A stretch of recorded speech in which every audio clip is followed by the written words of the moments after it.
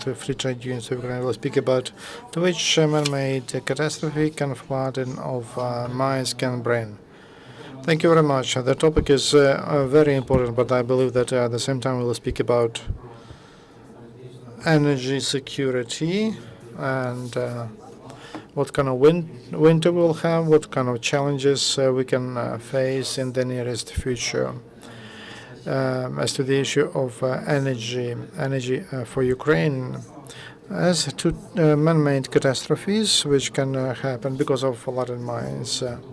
Today they flood 7 public mines and four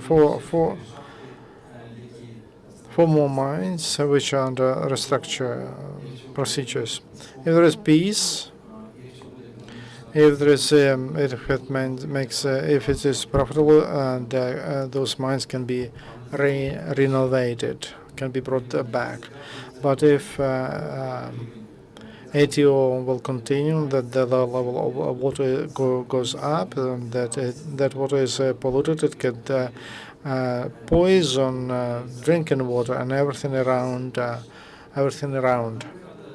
For example, a mine department Donetsk region, it's not far from Donetsk airport. You know that there were seven shells got into it. The mine is not working. It's flooded. It's on the territory of Donetsk, and a big megapolis, and with 1 million people, and lots of people live around and near. There are 7 mines. Working mines, and but there is a mine of Horka, and it's not working, but they pump out water from whole Donetsk. So in this case, if Zhortnevy Rudnik, if not to start pumping water out, then at other mines we can get 7,000 meters of water. We'll have a river of polluted water. If that happens in central Donbass, and then we know that even in the last century, because of the responsible behavior of party nomenclature and scientists, there was underground explosion, a nuclear explosion, and they tested it. Nuclear tests. And there are radioactive pollution, and from Sterol there was some chemicals leaked, and that pollution went into underground water, and miners who were in the area of influence of those pollutions, they were poisoned, and they died there, and rescue group could not do anything. If underground waters are not controlled, if they get into other water layers on different levels, that will get into Syrsky Donetsk River and also into the Azov Sea, and not only Ukraine will suffer, but Russia, also Russia. And that will be a man-made environmental eco-catastrophe, and it will be impossible to live on that territory. There will be a second Chernobyl. I'll stop with that. Now I would like to speak about some other problems and the challenges we are facing. On the way to this place, I made some calculations, and that we have 145,000. That's at one at one power station which uses they have coal only for 24 days in their warehouse, and Luhansk heat power station, that we see that they have only 103,000 tons of coal. They use 7,000 a day, so they have for 2 weeks in their warehouse. It's impossible to deliver coal because that railroad was destroyed, and it's impossible to build it back under Shalin.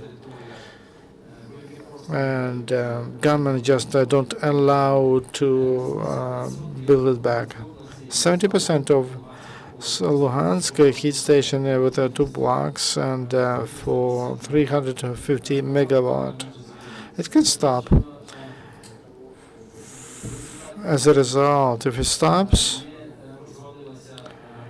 for the system of Donbas Energo not to fail, and the electricians are trying to connect to electricity to other electricity networks, and so only on state mines from 95 mines, 50 mines are not working. I speak only about public mines. Only 25 are working, and including Lviv and Volynets region.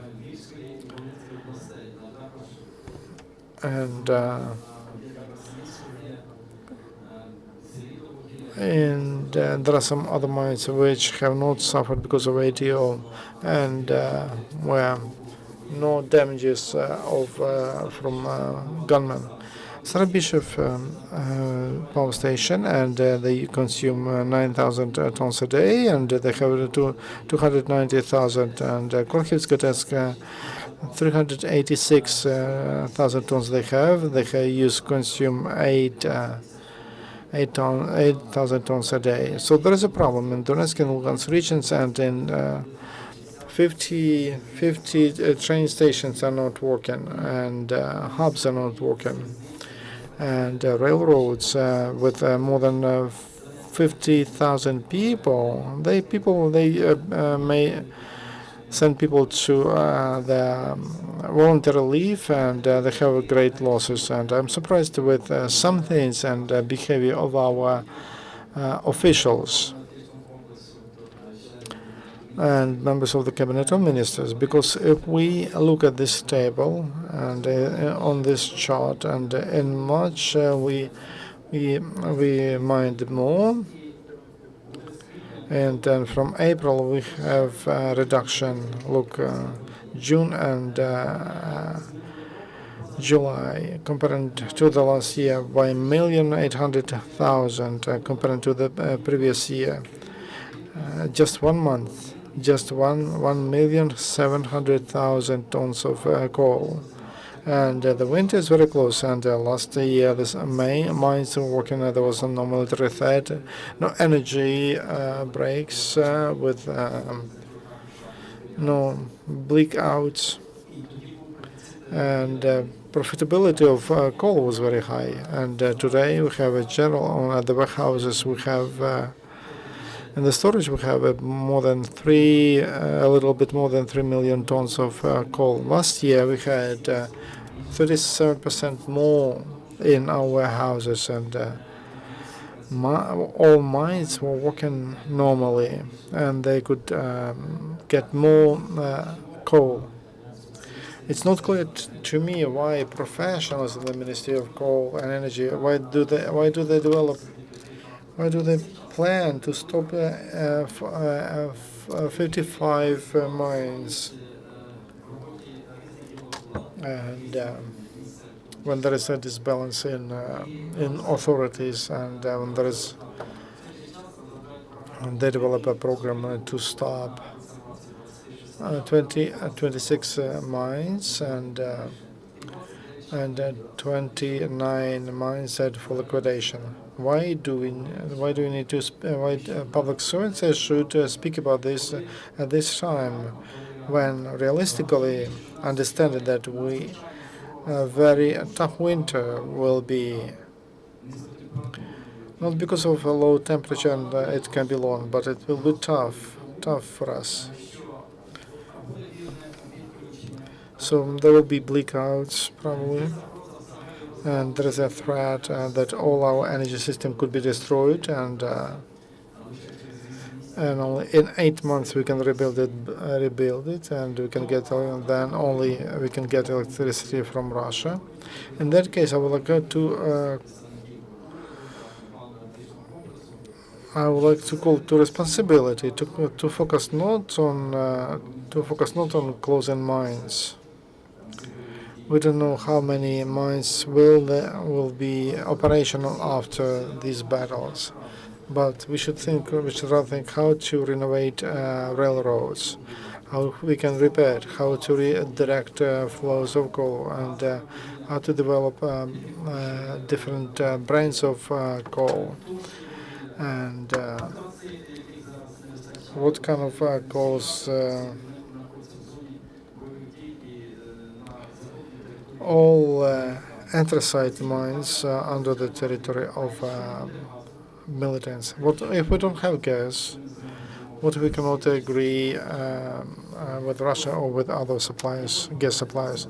I have to warn the population that we all must know about this problem, and we should we should know what we can expect, and we should be ready for this tough winter, and to improve the situation of every family, every household. This is our responsibility to take care of our family.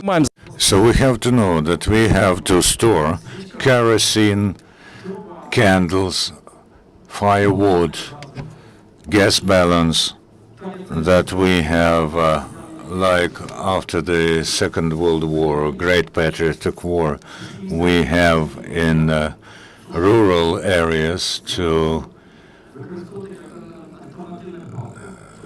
dry horses and cows' manure to use as fuel. And I'm surprised why we don't talk about wood coal. We have a lot of wood coal. 1/4 of Ukraine's territory has wood coal. We don't even think about this. We have turf also in 11 regions of Ukraine. Half an hour after the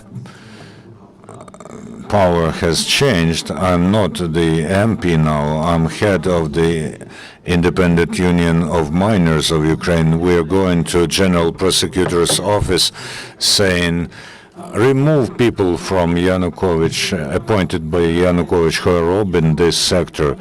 There is a total bedlam there. I told the minister, is it very hard to give the order to make clear why they have removed excavators and other machinery from there? They are not prepared to the extraction season, and we do not attract investment there. There's a lot of problems. I would not like to criticize someone now. The society has to understand all the risks and challenges. We have to react to them, and the public in the first term, and every citizen, you should not think, okay, it will pass somehow. It is hard to imagine how we can live without electricity now. For instance, hospitals, intensive care units, shops, supermarkets. We are not able to survive without electricity. All the flats built recently do not have stoves. It is centralized, especially in central Ukraine, are running on gas, and they will be dependent on Russian gas. But look how much local gas we extract and who owns it. The wells are conserved now. We know that MPs from different factions are extracting gas. What is the volume of extraction? How can it be used? I don't even understand the following. In Crimea, they produce only 10% of electricity for own consumption, and the continental part of Ukraine delivers 90% of electricity to Crimea. So we actually provide with energy, with electricity, the Black Sea Navy, Russia's combat posts, and they send out their militants and our people die. Maybe we should adopt sanctions against this, and when they adopt the state of emergency in the cabinet of ministers, then this issue should be discussed. In Soviet times, heat power stations were built in Czech Czechoslovakia and Bulgaria and Romania, but they were meant for a certain brands of coal, and they cannot work on other brands of coal. That's why, until now, they are importing coal from us, and we are exporting to them the coal from Ukraine, and those heat power generating stations are working there. Maybe we shall stop delivery of coal there so that we avoid energy collapse in our country, and we shall warn them. We have to form the balance of coal, because some heat power stations in Ukraine are running on gas, some on turf, and some work on the mixture of coals, lean coal, anthracites, and gas coal.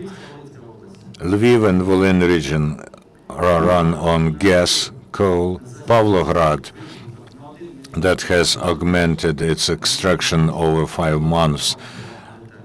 They added 1 million tons of gas coal.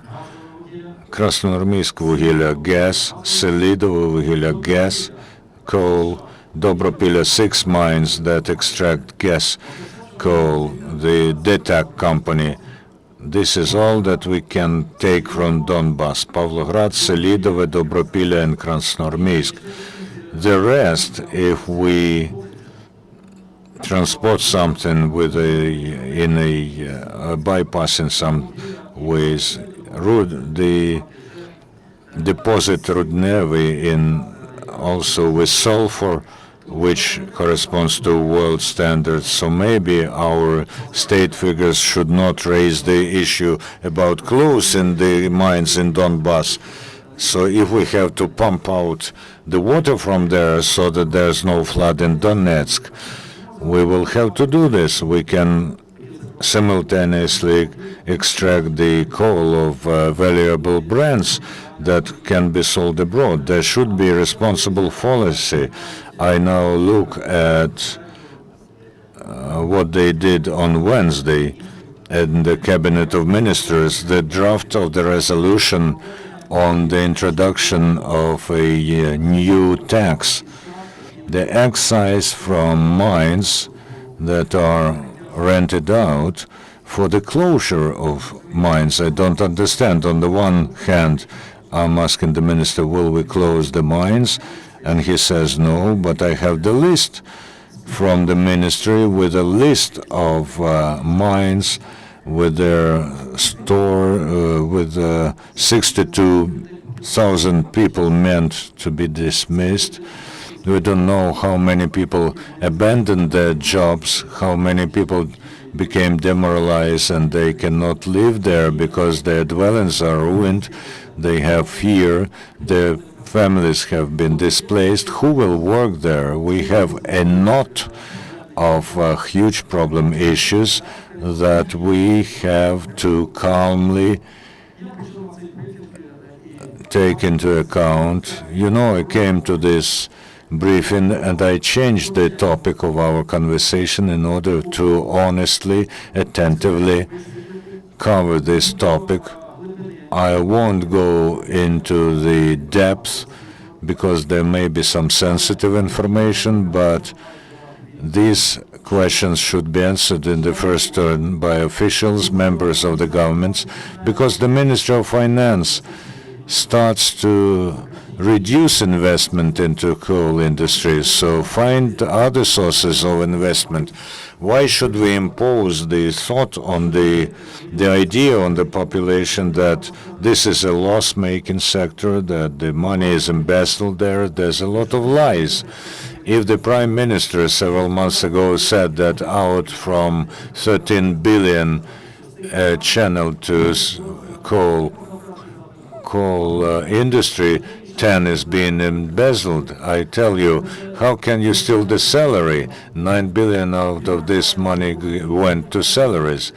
There are payments to pension fund, to social insurance funds, and part of it remains for salary, some part of this for machinery and equipment. Of course, there's police, there's prosecutor's office, control the process, put some people into prison, purify the sector of corruption.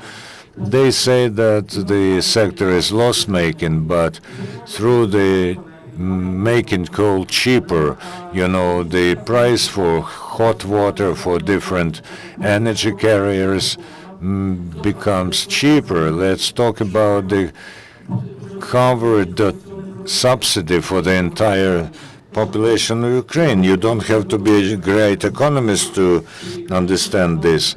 Don't blame the miners for sitting on the on the back of the entire people. The industrial enterprises that we managed to preserve in the east of Ukraine, this is jobs, this is people. We have to think about people first of all, because workers, not the state, feed their families. It's about people who go underground and who give the life to settlements and cities. These are our people, and we have to take care about them. I leave some time for questions.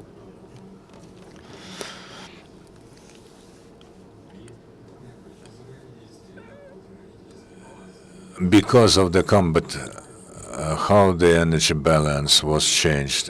Does it threaten the normal work? In the first turn, the combat action and the activity of militants who are intentionally ruining the energy sector and economy of our country, this influenced the energy situation in Donbass and around Ukraine.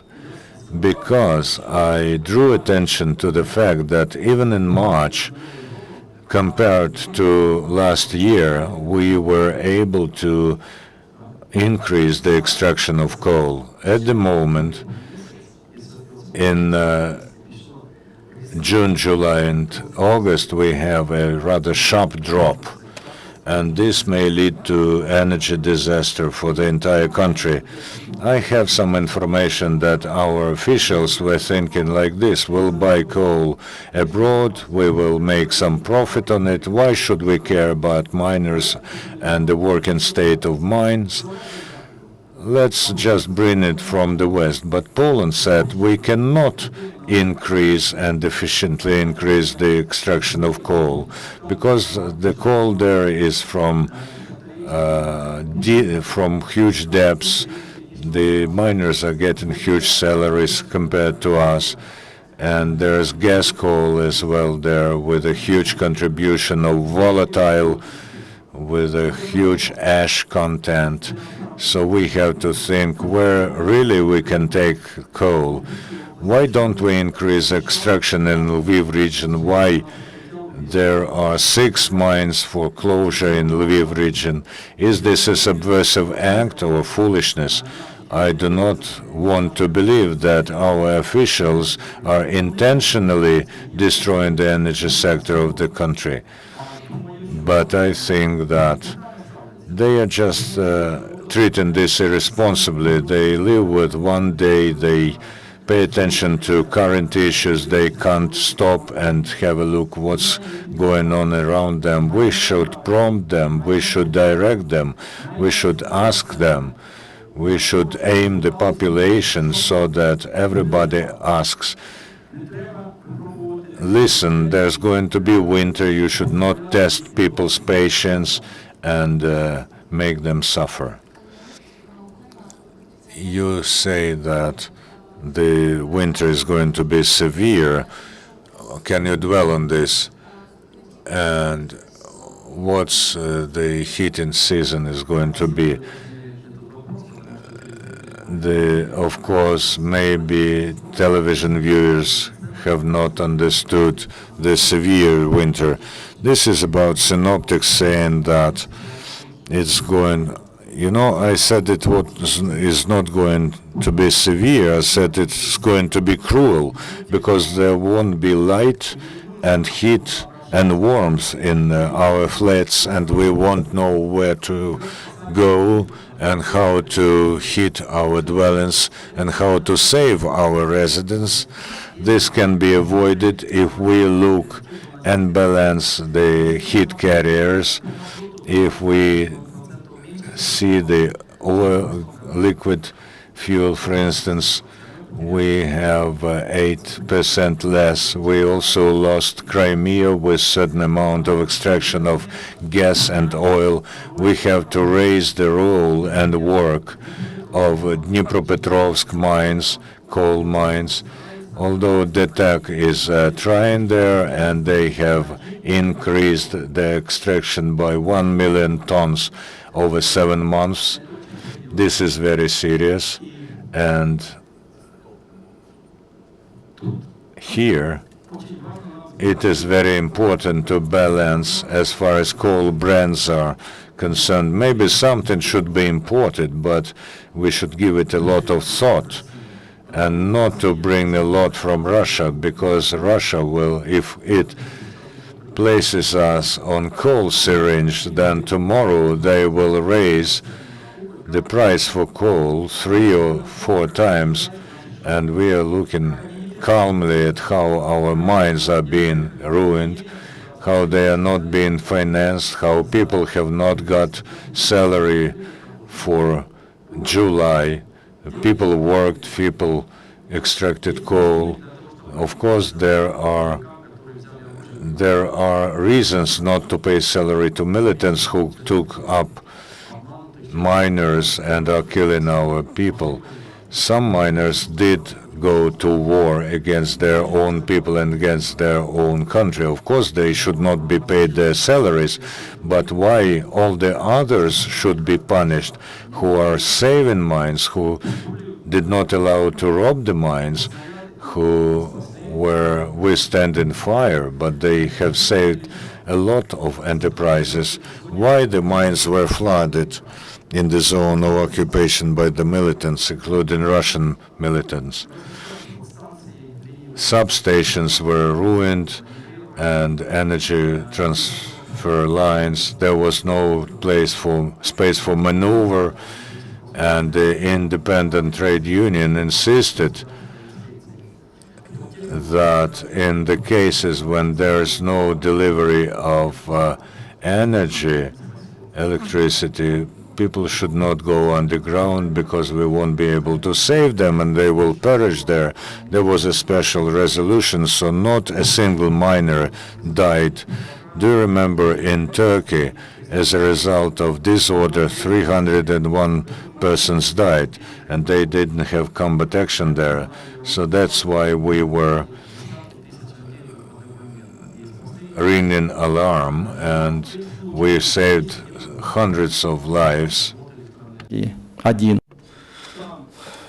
those cases when there was an entry of electricity, miners did maximum to pump out water, and those mines are operational. Only among public mines there are 50 of such, and there are private mines that are flooded. Krasny Partizan mine, which got extracted very good quality of coal, and militants stole 5,000 tons of high quality coal. They believe that they own everything, and they damage private enterprises and public, and they get their coal. And they believe that that nobody will invest in that region. So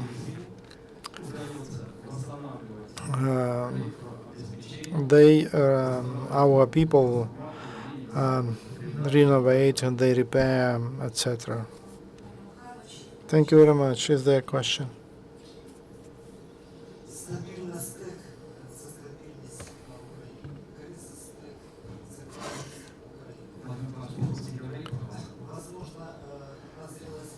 Maybe it's a situation when it's time to involve more people and to raise this issue in the parliament.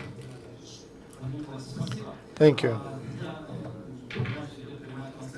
As I understand, there is a direct broadcasting because he's from Lugansk, he speaks Russian, and to understand the question correctly, I asked him to speak Russian. Yes, we need to write the draft laws, and